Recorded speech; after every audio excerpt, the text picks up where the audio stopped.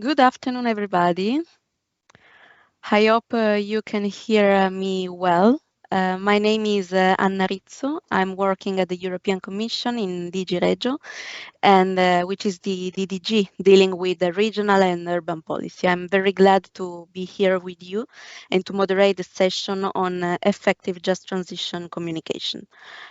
Just a couple of words about me. I'm enthusiast about climate and energy related policies and their impact on societal challenges. I took part at COP24, the Conference of Parties organized by the United Nations, held in Katowice, which is, as you may know, one of the cold regions in Poland. And there, for the first time, I was able to really grasp the challenges of the just transition on the ground, or as they say in Polish, the challenges of the solidarna transformacja. So before dive into the topic, we have some warm-up questions for you. There is a poll on swap card, so I would suggest you to go to the live discussion button on the right. And there are three tabs, the chat, the questions, and the polls. And you can click on the polls and you will be able to vote. One of the main objective of the just transition is to leave no one behind, as foreseen by the European Green Deal, including marginalized communities, youth, social minorities. So this is our first question to you. Which stakeholder groups do you think are particularly hard to reach in communication of the transition? And you will see different options in the polls. Maybe I would suggest to gather the results all together and discuss it at the end. So you will have time to read the questions and reply. And also, speaking about effective communication, we would like to ask you which kind of communication tools do you find most promising in the coming years of transition to reach the local level.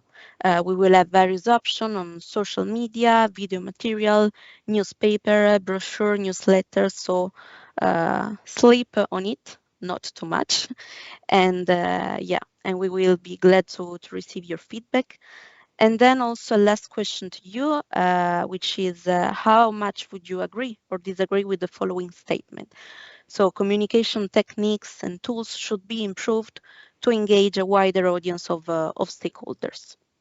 And this is the focus of our session. So while waiting for the results of the poll, let's have a glimpse on the topic of the session. As mentioned, the just transition aims at leaving no one behind. No region, no territory, no voice should be left unheard. So raising awareness about the concept of just transition is an essential step to ensure an effective implementation. And making sure that the affected population is aware of the challenges in its territory and the social consequences, I think this is the first step to involve them and empower them in the whole process of the transition.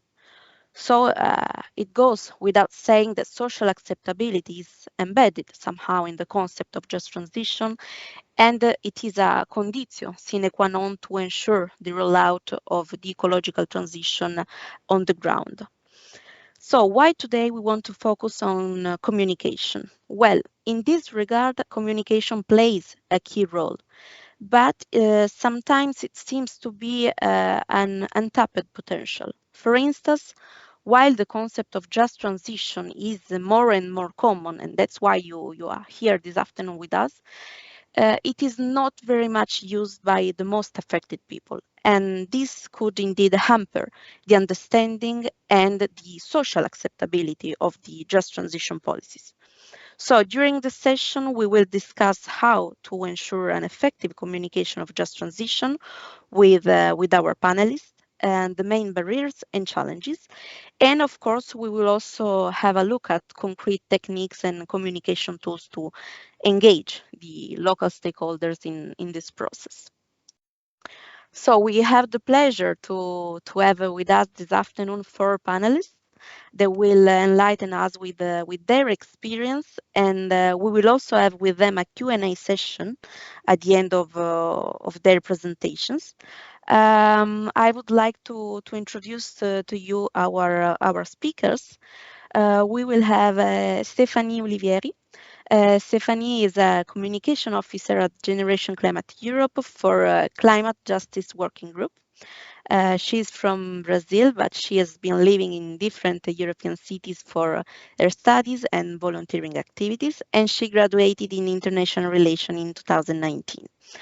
About her, she's of course interested in climate action, but also in migration and its connection with human rights. We also have with us Magdalena Bartecka. Magdalena works as Just Transition Program Manager at the Polish Green Network, the Polska Zielona Sieć. And she has the opportunity to work with many stakeholders. The stakeholders involved in the just transition, such as the EU agency, national and local authorities, trade unions, and businesses. And her main field of activity cover public finance and regional development. She is also in charge of other domains such as reskilling and job creation, which, as you may understand, are at the center of the discussion on just transition. With us, there is also Sabine Rimie. She's a university professor with a PhD in engineering. She is active in the scientific and academic domain for over 32 years, and she also has experience in the field of mining equipment at the University of Petroșani in Romania. And last but not least, of course, we have with us Sasha Brandt. He has been communication manager at Climate Strategies since January 2021, and he has more than 6 years of experience in communication strategies in the fields of renewable energy, digital technology, and sustainable development. So before giving the floor to our panelists, I can see we get the result of our questions to you. We can see very varied responses to the first question. So which stakeholder groups do you think are hard to reach in the communication of the transition? And this is indeed a crucial aspect of the just transition. To be fair, the transition should reach and engage everyone. We can see that most of you vote for social minorities, rural communities, elderly, and youth. And indeed, today we will have a presentation that will focus on youth engagement in the transition. Jumping on the communication tools, so the second question, I can see that many of you agree on the fact that social media are very promising to reach the local level. We can also spot that some of you found video material and newspapers quite useful to this end. And finally, it seems that really most of you, 80% of you, agree on the fact that communication techniques should be improved to engage more stakeholders. So let's see if your intuitions are reflected in some concrete case studies that we will see today with our panelists. And without any further ado, we will now move to the first presentation by Stéphanie Olivieri. And so the floor is yours, Stéphanie. Thank you so much, Anna. Good afternoon, everybody, and thank you for allowing me to have the opportunity to be here today on behalf of Climate Generation Europe. Next, please.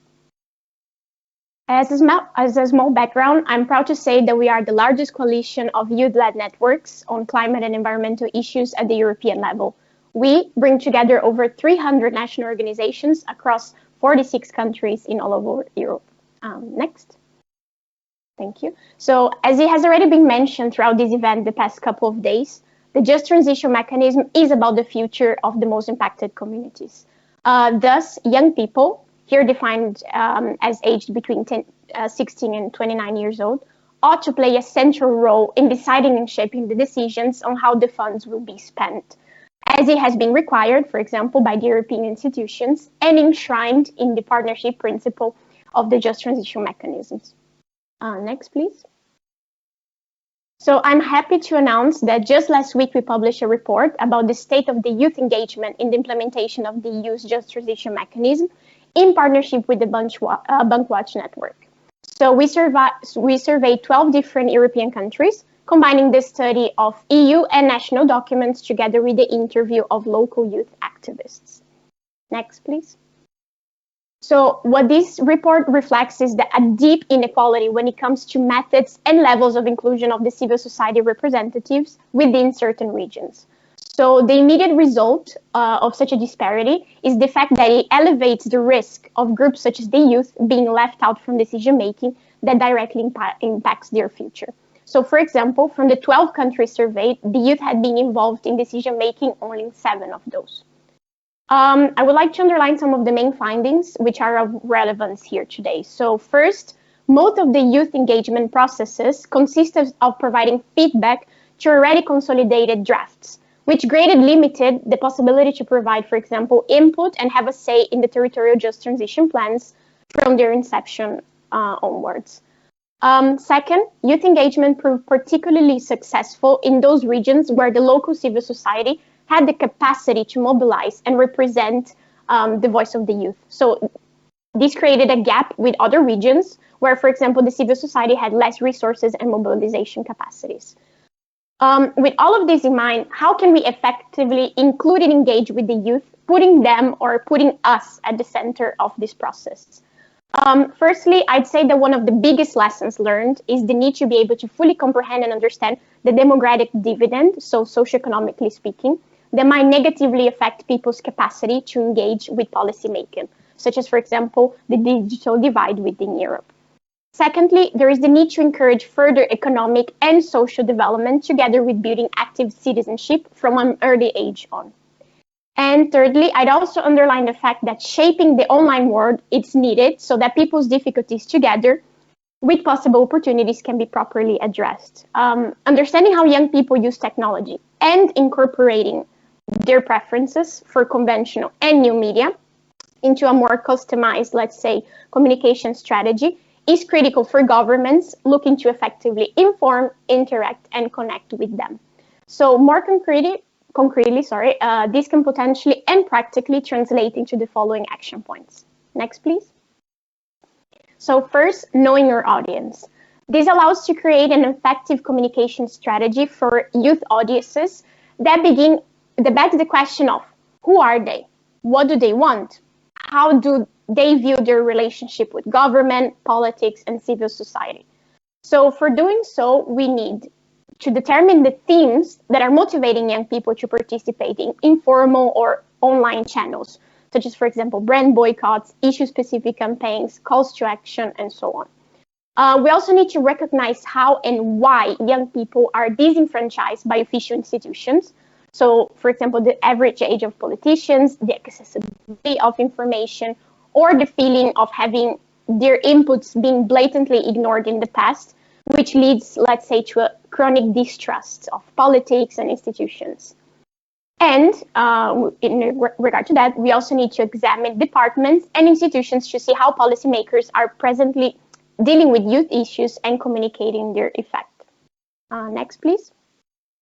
So we need to put into practice inclusive communication, with some examples of good practices being conducting surveys of existing youth engagement channels, so youth groups, youth councils, internship programs, and so on, to determine the demographic profile of each of those. We also need to identify the gaps in current engagement efforts based on a regional, age, gender, and socioeconomic background.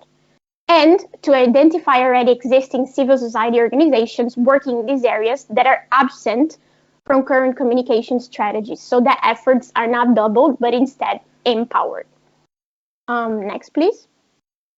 A third point worth making is that of considering diversity. So, given the broad spectrum of individuals that make up the young category or youth, government institutions must guarantee that a diverse range of views are heard and issues are addressed when developing communication strategies. So, therefore, it's necessary to keep cross-cultural communication as a constant when employing diffusion and outreach strategies, and some of the ways to do so are um, to be open to other perspectives, values, and behaviors, to recognize that culture is not uniform and is influenced by factors such as class, ethnicity, family, gender, religion, political opinions, age, and migration history. Something, for example, as simple as to pronounce a young person's name correctly, and if in doubt, always ask. Or to make no assumptions or judgments about someone's, for example, English language ability, which in an international panorama can be hindering sometimes. Next, please. I would like to underline that effectively communicating to the youth stresses the fact that such an action is a two-way street, in that young people should be treated as equal stakeholders. There needs to be an abolition of patronizing or condescending messages and methods so that young people truly feel that they're able to be an equal partner with a deserving place at the decision table and to go beyond of just like following orders. So put it differently, I would say that there is this need to push for a constant participatory approach. Next, please. So lastly, and to conclude, regarding the political news, perspectives, and institutional engagement, there is an increasing belief that there is no single source of information preferred. So there is a need to adopt dynamic methods of communication, ranging from, let's say, interactive social media campaigns to a direct outreach to existing groups, for example, in schools and universities. Furthermore, young people are increasingly expecting to take part in generating and sharing knowledge rather than simply receiving it from official bodies in a more passive way, let's say, from media outlets and other opinion leaders. As a result, adopting a more networked digital approach to communications, um, we need that, sorry. So it encourages young people to participate actively, is an effective strategy to engage huge numbers of young people. Next, yeah, this. Thank you very much for your time, and I give the floor back to Anna. Many thanks, Stephanie, for your appealing presentation. Indeed, we saw that youth generation can indeed be the vehicle for raising awareness about the transition and support broad social mobilization towards climate action on the ground. But yeah, indeed, as you mentioned, some challenges remain, and local and regional authorities play a key role in ensuring their participation in the public debate. And me being part of this group, the young generation, and also advocating personally in many youth network and projects on climate related challenges, I truly believe that this discussion is very timely right now, especially during the European Year of Youth. And also, if I may, on this note, here at the European Commission in DG Regio, we developed recently a toolkit called Youth for a Just Transition, which also includes some good practices of youth engagement. I will maybe put the link in the chat for those who would like to have a look at it. And yeah, I guess that many of you will have question on the presentation just delivered by Stephanie. I would suggest please to write down in the chat. And as previously mentioned, we will have a Q&A at the end of the presentation, so we will have time to gather together all the questions. And now let's pass to another concrete example on the ground. Talking about just transition, it means taking into account the challenges of cold regions. But yeah, how is this concept perceived in such territories? I was mentioning before that the concept of a just transition has become more prominent recently, but it is not very much used by the people who are firstly affected. So what are the barriers to an effective communication in cold regions, and what are the challenges right now? Let's discover this together with Magdalena. Over to you, Magdalena. Thank you very much, Anna. Thank you so much for the privilege to present at this event. I am working for Polish Green Network, and from 2017, I am working on the ground with the Polish core regions.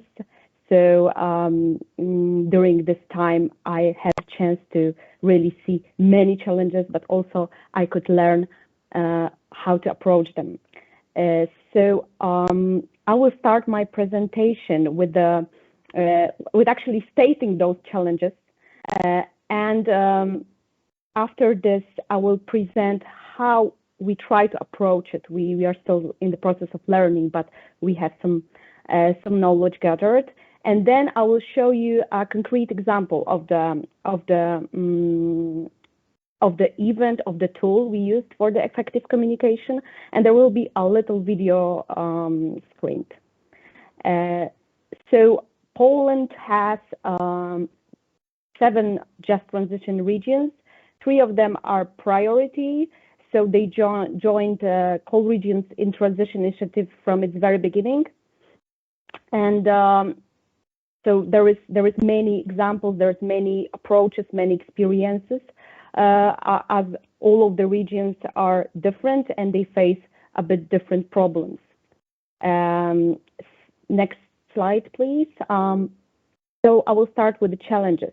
And the first one, I think it's quite general one, is depopulation drain brain. So municipalities are shrinking and most productive citizens are moving away.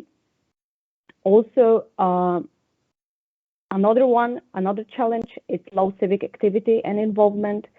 So there are groups that they think they have nothing to say, they are not attending to any consultation meetings, but they have a lot to say and their visions and ideas are important. It's just the challenge to bring them to the table. It's also connected with the low trust in public institutions. So they might think that even if they will be during the consultation meeting active, nothing's going to happen. So also it happens, it's a fourth challenge, that those who actually came to the meeting, they might be frustrated because their voice is not heard, it's not taken into account. So they might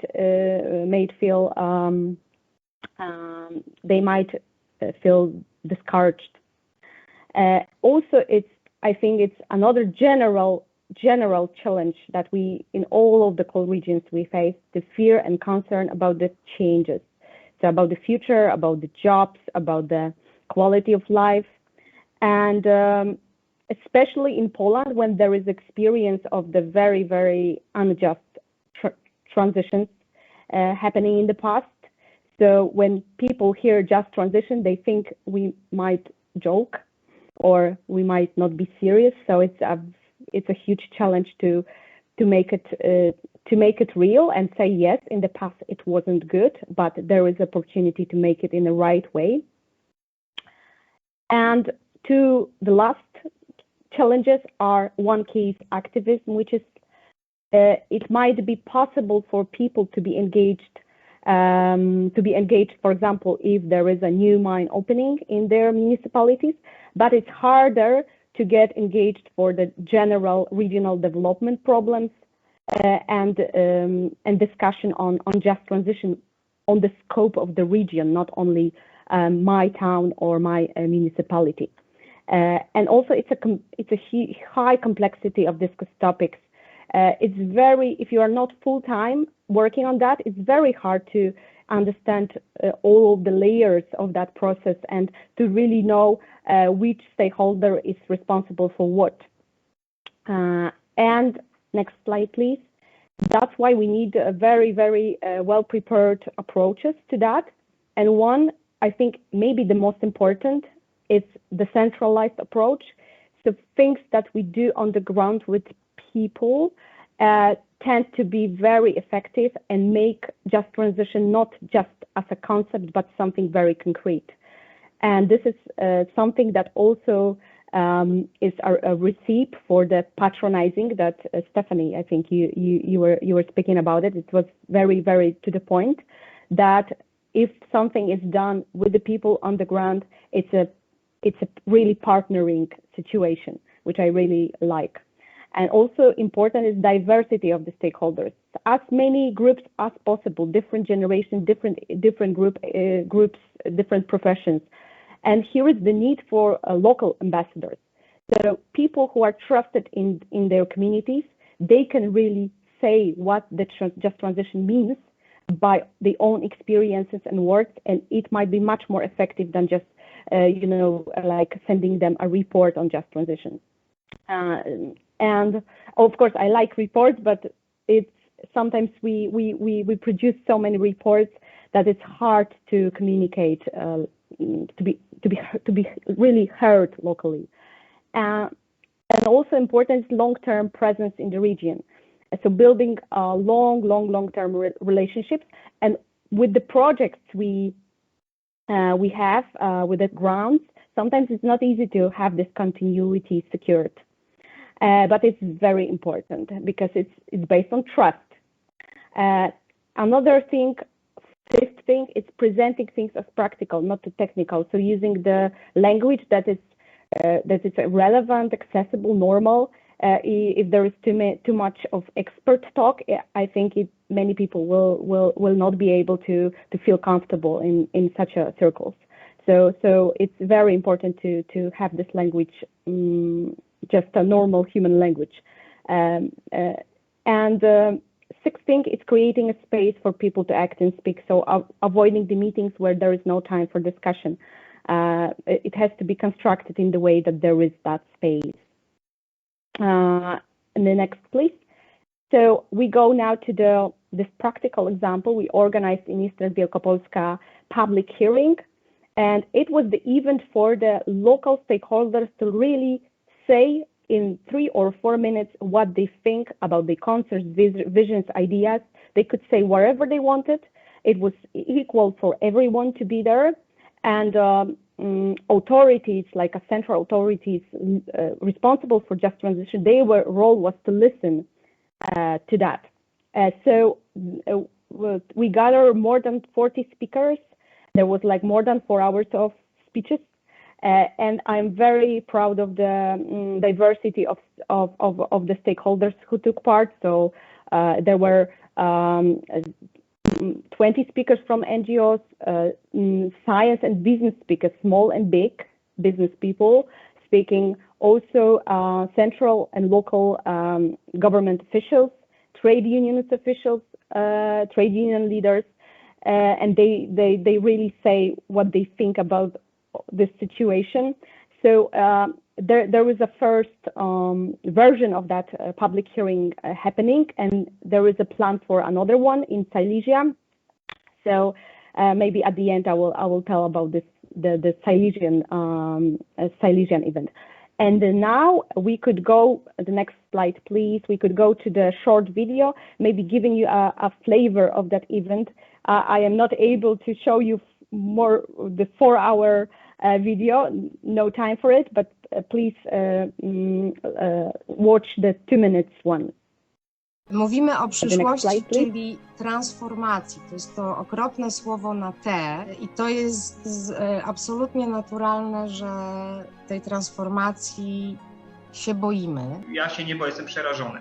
Reprezentuję gminę, której ogromną część terytorium zajmuje właśnie kopalnia. Koszty są znaczne. Z regionu z świetną ziemią dla celów rolniczych, wielką siecią żeglownych i czystych jezior i dużymi zasobami wody podziemnej staliśmy się obszarem zagrożonym stepowieniem. Wysychające jeziora, wysychające rzeki, degradacja ziemi, zniszczenie miliardów metrów sześciennej wody. To były gigantyczne w przeliczeniu na pieniądze, na złotówki koszty. Skutkiem ubocznym efektu sprawiedliwej transformacji to są pracownicy pozostawieni bez żadnego wsparcia, tak?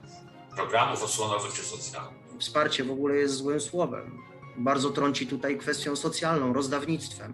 Mi chodzi o to, żeby ci ludzie dostali godną, dobrze płatną pracę w nowoczesnych przedsiębiorstwach. Jeżeli nie będzie tej pracy, to my powolutku będziemy zmierzali do czegoś takiego jak wykluczenie społeczne. Taka jest prawda. Wielkopolska Wschodnia była definiowana poprzez węgiel, poprzez elektrownię i energetykę. My dzisiaj chcemy zmienić to, pozostając w tej sferze energetycznej, ale już w tej zupełnie nowej, zielonej odsłonie. Mocna lokalna gospodarka, wysoka jakość życia, stabilne miejsca pracy i neutralność klimatyczna. Czy to jest łatwe do połączenia w Wielkopolsce Wschodniej? Czy to jest łatwe do połączenia w jakimkolwiek regionie węglowym w Europie? Nie. Nie jest łatwe. Chciałabym zaapelować, abyśmy postarali się wszyscy, aby ta strategia nie była listą życzeń bez chętnych do wdrażania. Żeby ta strategia nie była listą życzeń opisanych granicami administracyjnymi poszczególnych gmin czy pojedynczych sektorów naszej lokalnej rzeczywistości. Jeśli region zatrzyma się, to niestety zostanie w tyle. To jest taki pojazd, proszę Państwa, który nie może już zawrócić. My nie możemy już zawrócić. Mówimy. Thank you very much. Thank you very much. You could see on that video the voices of trade unionists, the voices of local authorities, of business people, of business administration. So I think it was like really showing the heart of the problems we face. And in Silesia, our plan is to next slide, please. In Silesia, we plan to make an event more accessible for the citizens who are not representing any institutions. Just like to make a space for people who are just a regular citizens. So this is our goal for the Silesian event in 23rd of June. And this project was done together with Bankwatch Network. And I think it was very innovative. So if you want to, please contact me if you want to get some more information how to really organize it and how to make it very successful. And thank you very much for your attention. And I'm open for any questions. Many thanks. Dziękuję bardzo, Magdalena. Many thanks for your presentation.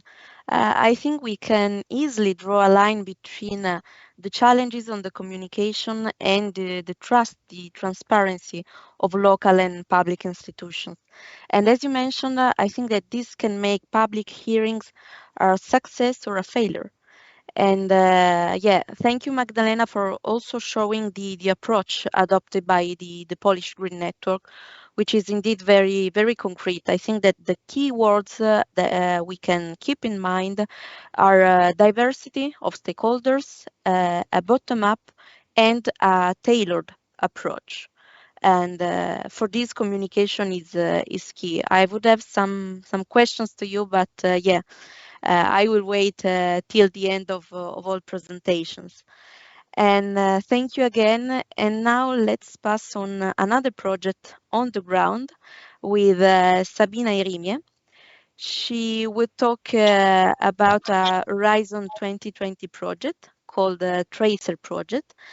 And now has been communicated on the ground. So she will explain how has been communicated in the Jiu Valley in Romania.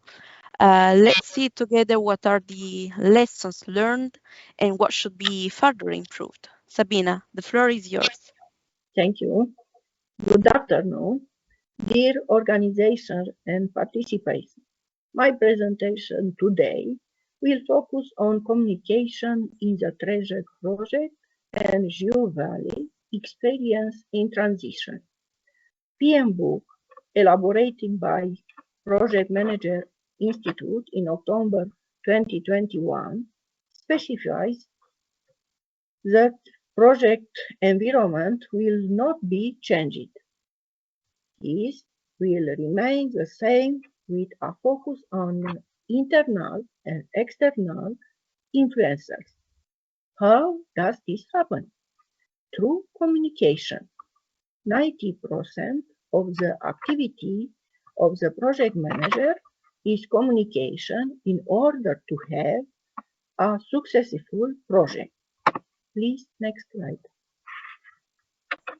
Short overview regarding Tracer project, coordinated by WIP Regenerable Energies, Germany, 15 project partners from 11 countries, 9 coal regions in transition, 6 EU, UK, Serbia, and Ukraine.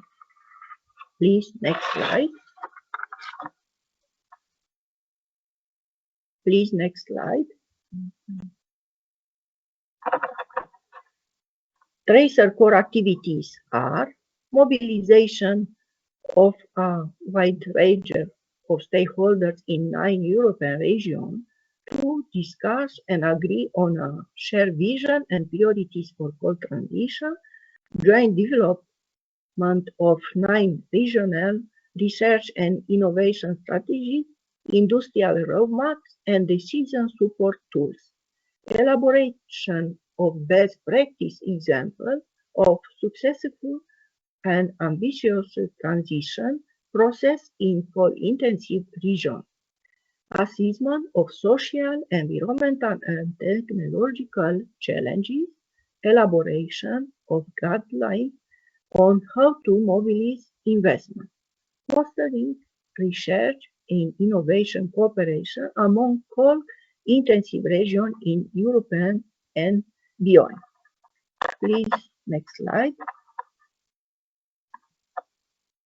Communicating in target region Jiu Valley are mobilizing a wide range of quadruple helix stakeholders to participate in the process of developing a shared vision and priority for Jiu Valley energy transition, planning and implementing an inclusive process of stakeholders involvement centered on EDP, correlating with other EU support initiatives and Horizon 2020 projects. To this aim, some stage of the EDP process were assimilated with events organized by START or Ministry of Investment and European Project, or by local initiatives as Jiu Valley Small Business Association, and hosting and organizing Tracer Week in Jiu Valley. Next slide, please. Communicating in target region Jiu Valley, the positive aspects are local NGOs representatives have a strong and unique voice with initial support and impulse from Greenpeace and Bankwatch Romania. An unprecedented bottom-up stakeholder consultation process was performed in Jiu Valley during 2 hard pandemic years under different complementary EU initiatives or projects. Negative aspect, stakeholders were overwhelmed due to the intensive process of information dissemination, public consultation, and engagement rolled out simultaneously.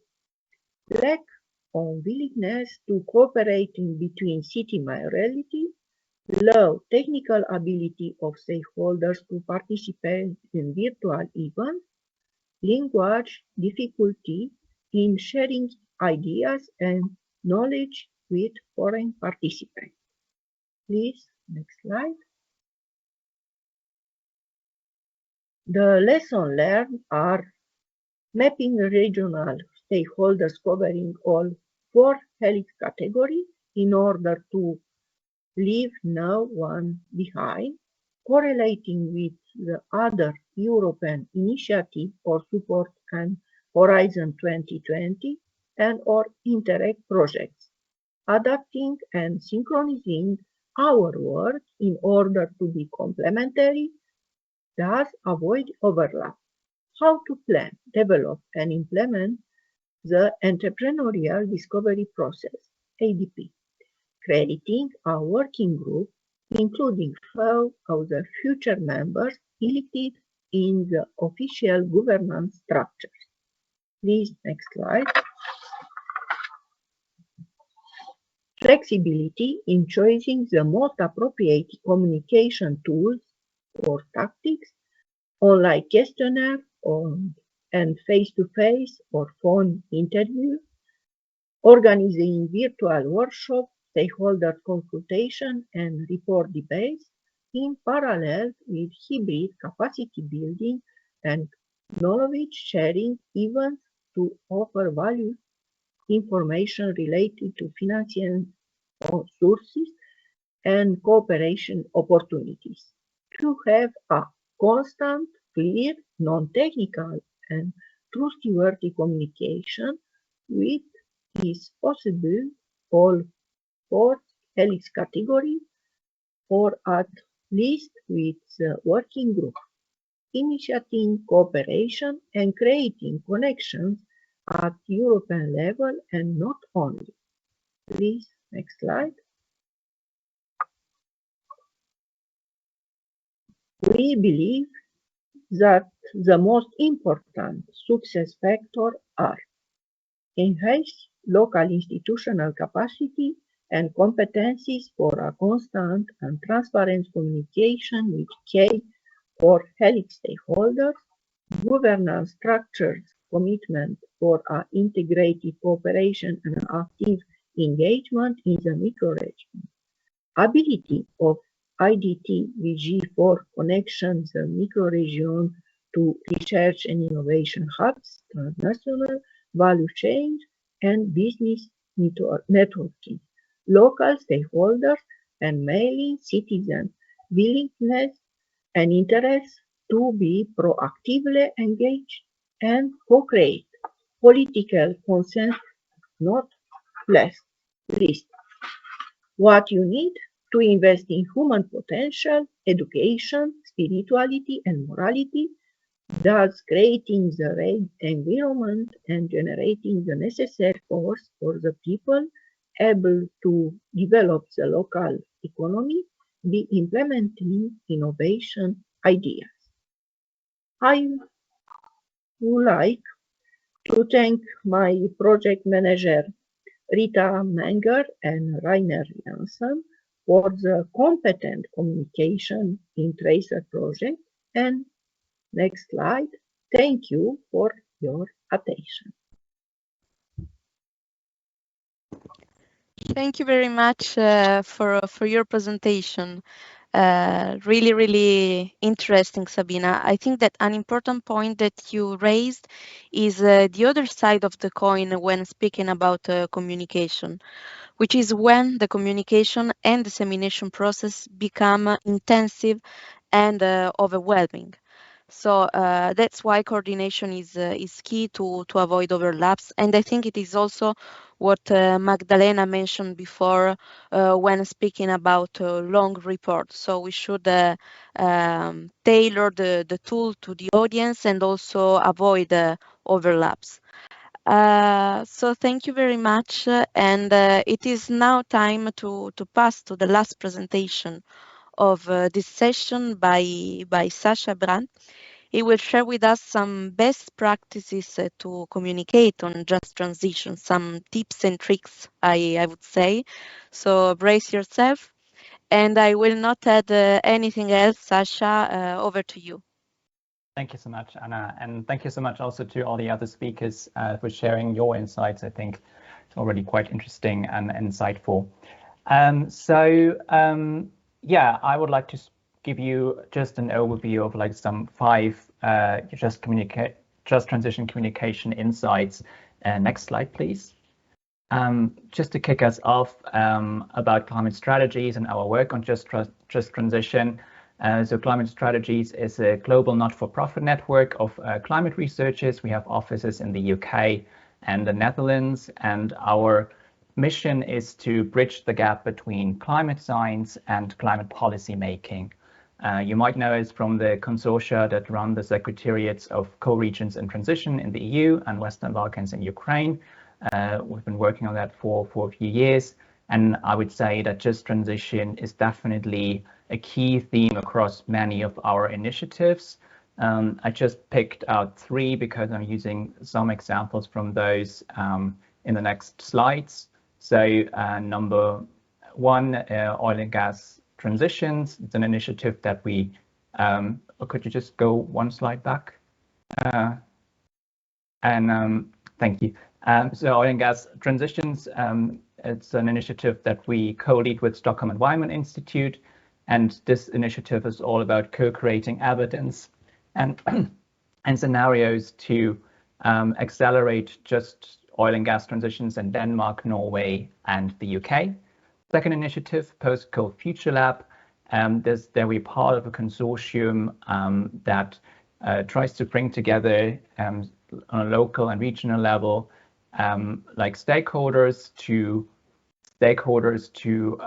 talk about and co-create knowledge on just coal transitions in various European regions.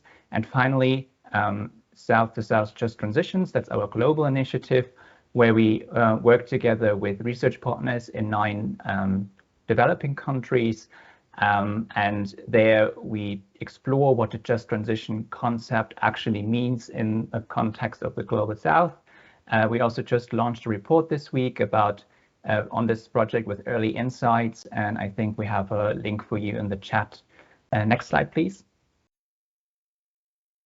And now on to the 5 just transition communication insights that I would like to share with you. I think we already heard a few important elements from other speakers, so I will dive right into them. Next slide, please.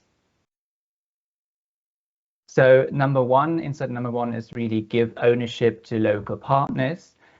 So that's particularly important for us as an international organization, that we try to like co-create research and publications together with local partners.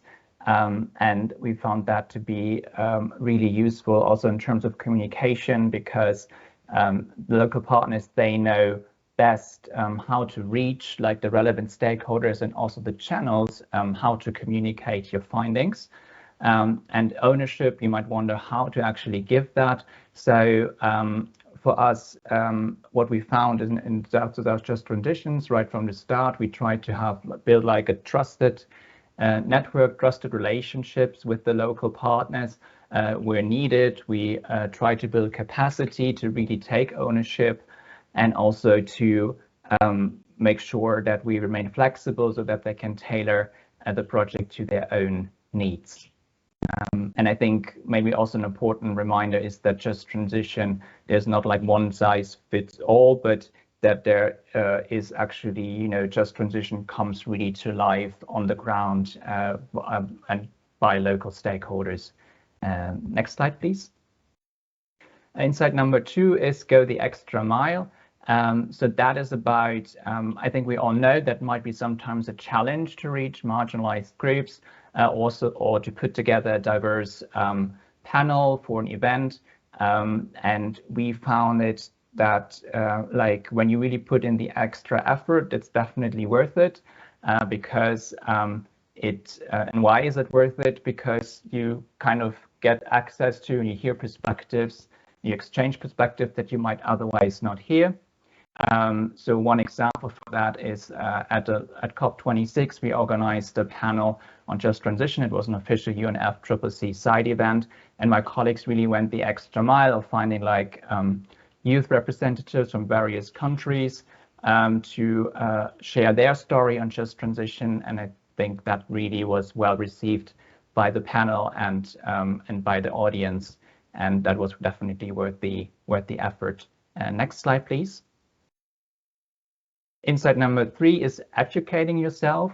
So I think that's particularly important for us as like an international organization that is based in the West, in Western countries, and then we need to be really aware of our own privilege and our own position, particularly when dealing with vulnerable and marginalized groups. So that is something where you can, for example, invest in training, for example, equality, diversity, inclusion training. But it could also include, like, for example, making research in terms of communication or insights you'd like to share more accessible by sharing, by translating reports or findings into local languages that make these more accessible. So just putting in that extra resources if they are available. Next slide, please. The fourth insight, and I think maybe for the communication people among us, it might be an obvious one. So that it's really important to find the right channels to reach your audience, and I think still important to highlight. As I already mentioned, it's like important to work with local partners on this because they know the best way to kind of reach the target audience we would like to reach. It could be, for example, that there like some stakeholders prefer direct communication in a town hall meeting, while others are much more comfortable being approached on social media, receiving emails, or just checking a website. Next slide, please. And then finally, the fifth insight is, and that is part of the communication objective for quite a few of our initiatives, is to build a community. And why is that important? Because we think that this can really help to rally stakeholders around a project. So for example, for oil and gas transitions that I mentioned, is that we co-host like different local co-production workshops. For Post-Coal Future Lab that I also mentioned, it's like a project that's all about creating these local communities in affected co-regions across European countries. And in terms of communication, how can communication help that community building? It's, for example, what we do for some of the bigger projects is that we have we build a brand, like a brand identity around the initiative so that stakeholders can rally around the initiative. We have a central website that serves as a knowledge hub that can service the community, but sometimes we also have our own social media channels for some of our projects next to the central channels that we're using to interact in a more tailored way with the community and with the target audience. With that, next slide, please. So with that, thank you so much for your attention. If you want to find out more, you can visit our website or our social media channels. And with that, back over to you, Anna, so we have still some time for discussion. Thank you very much, Sasha, for your insights. Very interesting. And one important point that you raised, I think it is the importance of giving ownership to local partners. And indeed, I think that taking ownership will ensure social acceptability, as we mentioned at the beginning of this session, and will also ensure a better rollout of the just transition strategies on the ground. And indeed, I also believe, as you demonstrated, that this also passed through communication. Recognizing a specific term such as just transition or translated in the local languages, as you mentioned, and using it, I think it is a fundamental step in the understanding of the challenges the term it entails. And also, I think that the way a challenge is framed and the communication created around it, it shapes the actions that will follow and the ownership of such challenge. So many thanks indeed for your presentation. It is now time for the Q&A session. So don't hesitate to write down your questions in the chat. I will go through the chat to see. We already have one question for you. This is addressed to all speakers, so up to you to take the floor. The question is, do the speakers have concrete suggestions on how the GTF programs can directly support communication activities, including those organized by local stakeholders? So, panelists, feel free to take the floor. Maybe I could come up with the answer. Sure. I think we need to have local just transition centers that could be financed from JTF mechanism. and could be a hub for actually campaigning, for the communication, for different kind of activities that will help to make the concept of just transition very practical and very effective at the same time. So if I would say about the practical use of the Just Transition Fund for the betterment of the communication, I would say that it would be good to open such a centers in the all Just Transition regions that will be composed of the relevant stakeholders, local NGOs, trade unionists, small and medium enterprises representatives, anybody who can put a puzzle to the whole process. So yes, so Just Transition Centers. This would be one of the ideas out of many, I suppose.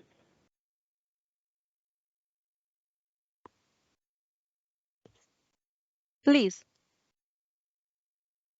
Lena said, I think it's also very important to approach already existing groups that haven't been included in that. So, for example, to approach schools and high schools, youth centers that maybe have nothing to do in principle with the youth, with the Just Transition, but just to invite them to take part, for example, in these hubs if they exist, or have a representative or a local ambassador coming and presented to the youth, because maybe it's not something they've heard in an institutional setting, but of course they live with it, right? In mining cities, I spoke to Piotr, who lives in Koni, and he said it's a common saying here that everyone has someone in their family that works in the mines. So they are related to it, but maybe not just from that perspective, and I think it's very important to create those links. Many thanks to both of you. I would also like to take this opportunity, because for the Q&A session we also have the pleasure to have with us Anne-Marie Bartalis and Gloria Popescu, both working on the Tracer project. And indeed, I have a question for you regarding your presentation. What were, according to you, the most active and interesting categories of stakeholders regarding the research and innovation strategies that you mentioned during your presentation? If I may answer this question. So the most involved and most active parts of the stakeholders, we are talking about the Jiu Valley in particular, were the research and education institutions and the local civil society and NGOs, especially the young people. So this is coming from our experience, and of course the academic environment. So we had a very good collaboration with these categories of stakeholders. Many thanks. Gloria, would you like to step in and add something else? Yes, I wanted to say that we also have a good approach on behalf of the SMEs in Jiu Valley. I was really impressed about their intention to be near Tracer project and to present their innovative ideas, because a few of them are very, let's say, open for the future and willing to be involved in innovation, digitalization, and waiting for support from the European Union, and not only.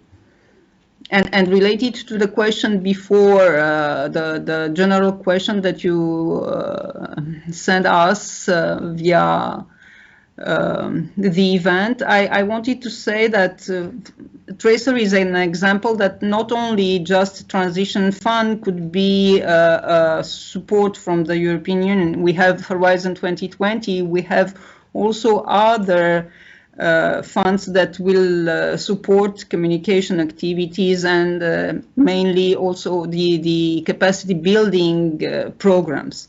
So not only the Just Transition Fund. We have to be very widely open to all the supporting programs that the European Union prepared for the next period, yes, until the 2027. Thank you. Thank you, Gloria, for your insights. I can see another question from the chat. It is Ida asking the question: could you give some advice on how to reach people and motivate them to return back to a region which is suffering from a brain drain abroad and to other regions? I think that Magdalena mentioned the problem of the brain drain. So what could be the right channel for communication with those people? Yes, I will answer to that question, but it's a really, really difficult question, to be honest. And probably if we would know how to make it, we would solve many problems in cold regions. Because actually, this is the key. If there would be a good standard of living, good quality of life, well-paid and sustainable jobs, good housing opportunities, internet connection that is enough good to for you to work remotely from home, and also it would be coal regions would be attractive in terms of, for example, in the big city, cost of living would be twice higher than in coal regions. There is a way to really make sure that in those regions people will be returning back or not going away, because they will have sustainable living close to nature. They will have better living conditions, and in terms of the cost of the living, better opportunities. So, for example, if they will have some money left, they can invest in the education of their children. And also, it's important. Our schools are places for children, kindergartens. So the whole idea of sustainable development of the region needs to be addressed if we want actually deal with the drain brain, and we want to deal with the depopulation processes. Many thanks, Magdalena. And if I may, on this point, on the population and drain brain, sorry, a public consultation has been launched recently by the European Commission. I will put the link in the chat so that you can have a look in case you would like to contribute to this public consultation.